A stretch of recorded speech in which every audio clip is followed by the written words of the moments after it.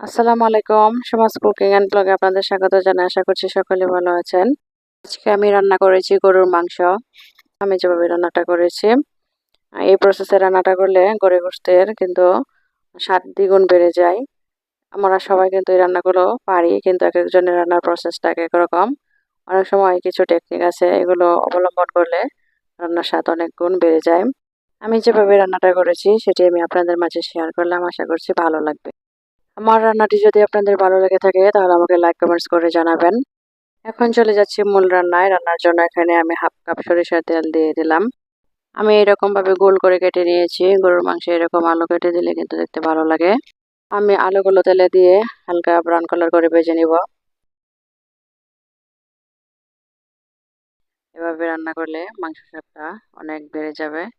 এখন আমি কিছু আস্ত তেজপাতা, এলাচ, দারুচিনি, কালো গোলমরিচ, লবঙ্গ আমি তেলে দিয়ে হালকা একটু ভেজে নিব, তাতে সুন্দর একটা ঘ্রাণ ছড়াবে।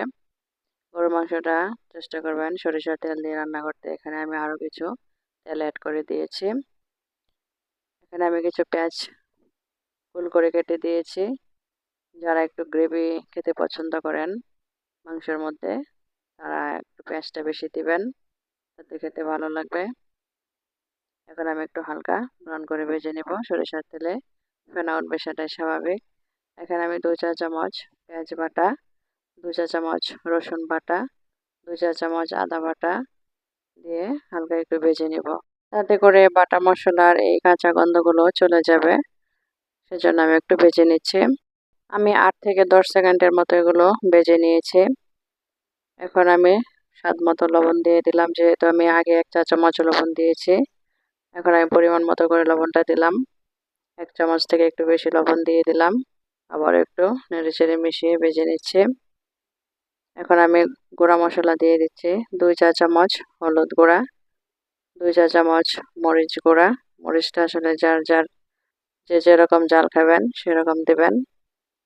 2 চা চামচ ধনিয়া গুঁড়া, 2 চা চামচ জিরার গুঁড়া।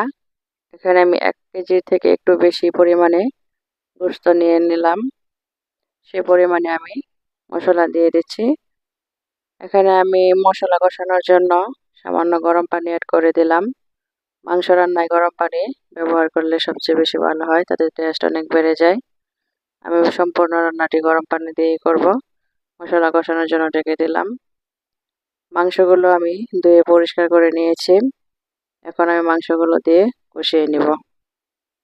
মশলা কষানো হয়ে এসেছে। এখন আমি সবগুলো মাংস দিয়ে দিচ্ছি। আমি মশলার সাথে মাংসগুলো ভালোভাবে মিশিয়ে নিচ্ছি। এখানে আমি কোনো পানি দিব না। মাংস থেকে যে পানি উঠবে সে পানি দিয়েই মাংসটা কষানো হয়ে যাবে। ফ্রিজের মাংস থাকলে পানি একটু কম ওঠে। আমি চুলার আগুন মিডিয়াম হিটে করে মাংসটা 10 মিনিট কষিয়ে নিচ্ছি। কোনো পানি দেইনি, নেড়ে চেড়ে দিচ্ছি যাতে তলায় লেগে না যায়। আবার আমি ঢেকে দিলাম। আরও কিছুক্ষণ আমি কষিয়ে নিয়েছি। আমি দেখে নিচ্ছি তলায় লেগে যায়নি। আমি কিছুক্ষণ পর পর মাংসটা নেড়ে দিয়েছি।